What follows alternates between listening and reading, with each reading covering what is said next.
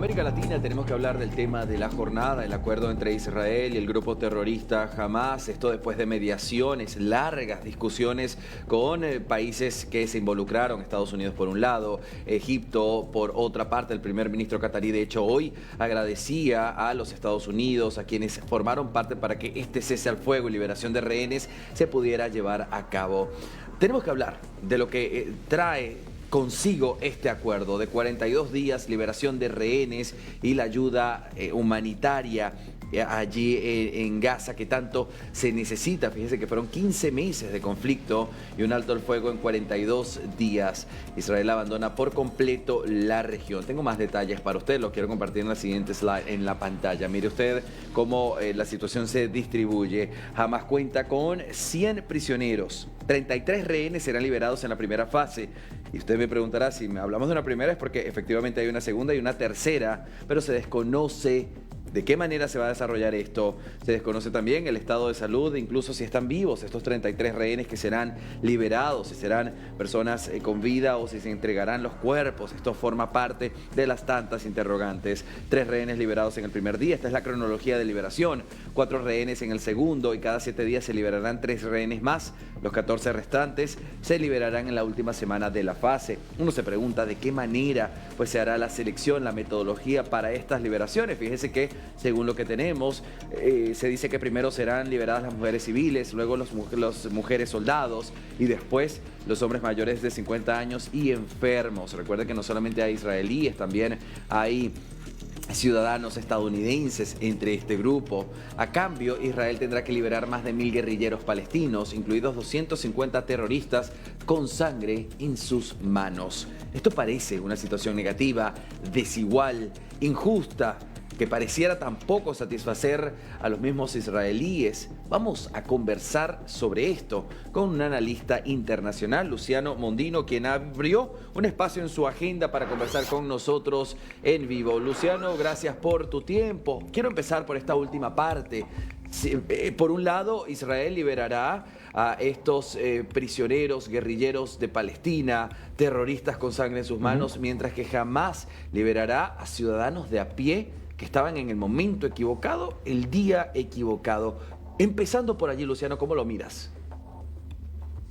A ver, sí que es verdad que lo que sucede es que justamente Israel va a entregar en torno a una cantidad que todavía, obviamente, falta la operatividad de este acuerdo porque es algo muy reciente y que es una mezcla de sensaciones, pero lo que sabemos es que Israel va a entregar prisioneros palestinos que cometieron delitos dentro del Estado de Israel, es decir, no son palestinos que cometieron delitos en la Franja de Gaza y que Israel se llevó contra la ley para ser juzgados y encarcelados en Israel, sino que son palestinos que probablemente hayan ingresado la mayoría de ellos de forma ilegal y cometieron delitos dentro de Israel. Aquí hablamos de asesinatos, violaciones, hasta terrorismos, excepto los miembros de la fuerza Nukba, que es la unidad de élite que entró a Israel el 7 de octubre para cometer las atrocidades de la masacre de ese día, que fue la masacre de Simchat Torah. A cambio, ¿qué es lo que Israel busca? Liberar a 98, que son en realidad los secuestrados que están todavía en la Franja de Gaza, en manos de Hamas, de los más de 250 que fueron llevados el mismo 7 de octubre, cuando especialmente en las comunidades del sur, que son ciudades muy cerca de la Franja de Gaza, la zona de los kibutzim, que estaban indefensos, estaban en pijama cuando fueron secuestrados y arrancados de sus vidas para ser llevados a la tortura de la Franja de Gaza. Solo si viéramos cómo en las rondas de negociación de el mes de noviembre y diciembre del 2023 volvieron a casa aquellos secuestrados que estuvieron 40 o 50 días en manos de la organización terrorista Hamas. Si viéramos cómo volvieron con solo 50 días en la Franja de Gaza, no podemos ni siquiera dimensionar lo que podemos llegar a ver a partir de la implementación de la primera fase de este acuerdo, cuando vuelvan después de 469 días. Claro. Ahora, Luciano, desde el lado Es más muy duro. humano, sí, sí, sin duda alguna. Ahora, desde el lado más humano, ¿cómo crees tú que lo llevarán los ciudadanos de a pie? Estoy hablando de los israelíes y estoy hablando de los palestinos, no de Hamas, no de los que están haciendo el daño, de aquellos que tendrán que ahora acostumbrarse a 42 días de Sí. no guerra, ¿será así? Mira, es muy difícil, y esto lamentablemente, separar de lo que es Hamás con la población civil de la Franja de Gaza, por una sencilla razón, porque Hamás durante 20 años, que es cuando vienen ocupando el gobierno de la Franja de Gaza, ha utilizado a los civiles como sus escudos humanos. Ujú. Y esto lo hemos visto en las últimas guerras, pero también lo hemos visto en los últimos años cuando los terroristas utilizaban y utilizan todavía hoy escuelas, hospitales y mezquitas para guardar armamentos o desde ahí atacar a las fuerzas de defensa de Israel. Sin embargo, hay, en el momento de hoy se ven una sociedad israelí que está en una mezcla de mucho temor, pero también esperanza, porque es la única, quizás la última posibilidad de volver a recuperar a esos 98 secuestrados, de los cuales algunos están con vida y otros la han perdido en manos de Hamas en los túneles que están en la Franja de Gaza, mientras que en la población gazatí lo que se está viendo es un alto el fuego en una operación militar que en términos militares e inteligencia no hay dudas que Israel ha logrado grandes objetivos militares dentro de la Franja de Gaza y que esto ha sobrellevado a una presión especialmente en toda la infraestructura terrorista de Hamas que ha sido fuertemente desarticulada y una infraestructura que, como digo, se infiltraba de forma muy profunda dentro de las áreas y zonas civiles de la Franja de Gaza. Por lo Luciano. tanto, se espera que haya una implementación bastante, es una incógnita realmente la operatividad de este acuerdo que se acaba de anunciar y que se va a firmar mañana en Egipto, Ujú. pero que sin dudas pone muy expectante a ambos lados o dos frentes de lo que es esta guerra. Luciano, ¿y qué se sabe, qué se piensa al respecto de los 33 rehenes que Ujú. serán liberados? ¿Se cuenta con que serán 33 rehenes con vida o entre ellos también pudieran entregar cuerpos de rehenes que fallecieron? Mira, hay distintas estimaciones que están circulando a través de redes sociales. Hace una hora más o menos ha circulado una lista que no la he replicado y creo que no hay que replicarla realmente porque detrás de esas 33 personas que serían liberadas en esta primera fase hay 33 personas, 33 familias que desde hace casi 500 días están esperando la vuelta de sus seres queridos, padres, madres, hijos, hijas, hermanas, abuelos. Está el caso de Kefir Vivas. Kefir es un bebé, es el rehén más joven que Israel ha perdido el 7 de octubre, que jamás se ha llevado el 7 de octubre, con tan solo 8 meses y medio, no llegaba ni a cumplir un año. Él Sí. cumplió un año estando cautivo. Es ascendencia argentina también, su abuelo era argentino, fue asesinado en los kibutzim el 7 de octubre y fue secuestrado Kefir junto a su hermano Ariel, de 4 años, Shiri y Yarden, sus padres, el mismo 7 de octubre.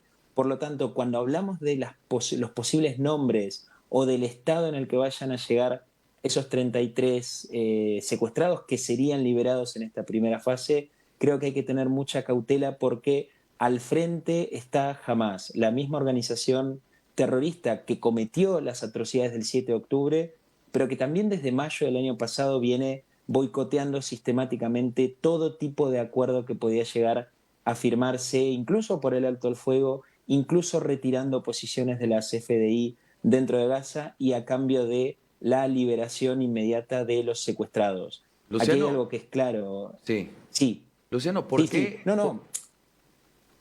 Te pregunto, ¿por qué Dime, dime, sí. 33? Sí. ¿Por qué 33? Estaba leyendo No lo comentarios sé, de nuestras no lo sé. personas, Sí. nuestros seguidores en las redes sociales, dicen, Realmente. ¿por qué 33? Uh-huh. ¿Por qué no 50? ¿Por qué no 100? A ver, siempre el reclamo de Israel desde el primer minuto fue la liberación de todos. De los 98 que están en la Franja de Gaza, todos tienen que volver ya. No en 40 días o en Sí. 42 o en fases.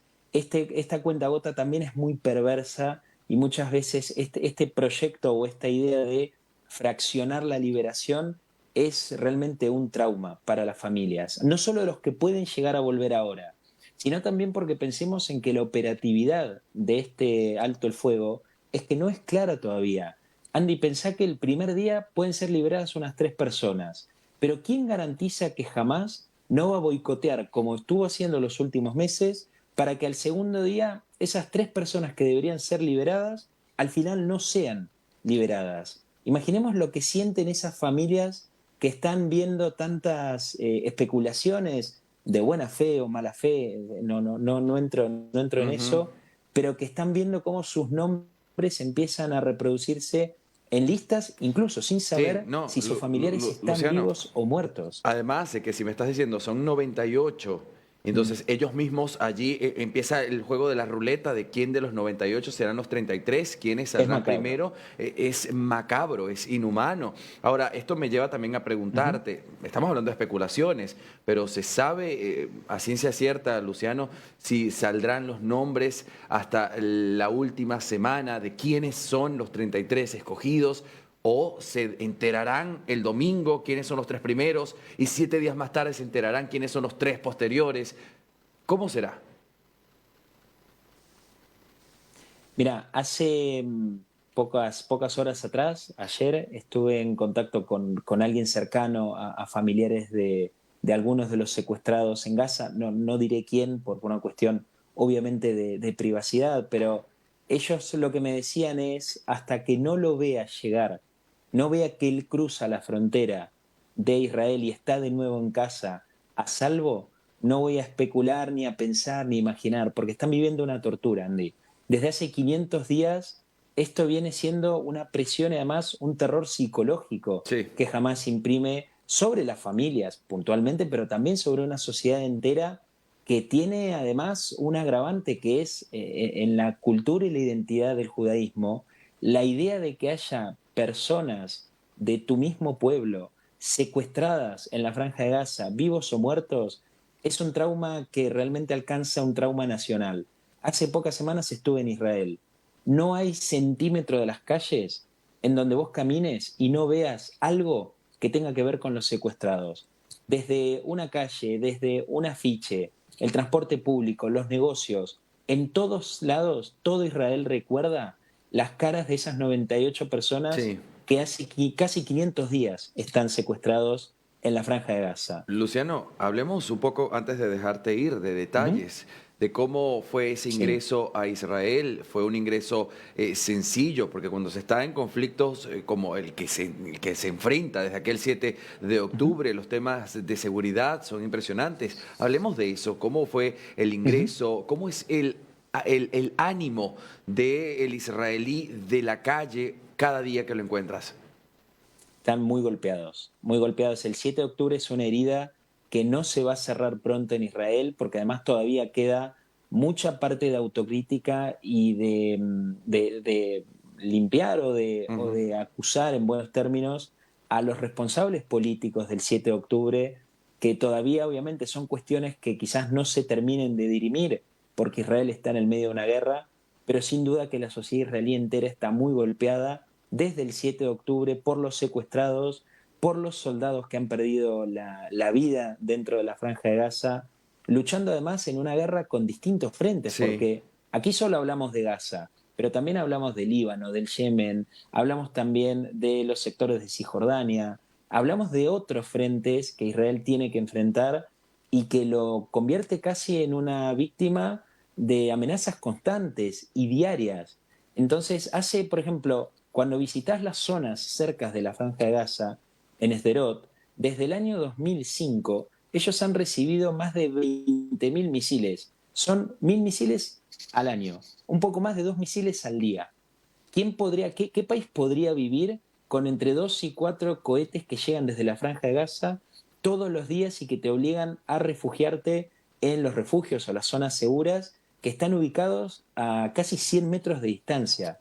La sociedad israelí está muy acostumbrada, ellos tienen una resiliencia muy fuerte que la han convertido en una característica fundamental de su sistema de seguridad, pero desde el 7 de octubre están muy afectados y todavía con mucha necesidad de encontrar esa justicia, no venganza, justicia, la vuelta de los secuestrados, justicia por quienes fueron masacrados y brutalmente asesinados el 7 de octubre y un final a una guerra que llegó casi en contracíclico.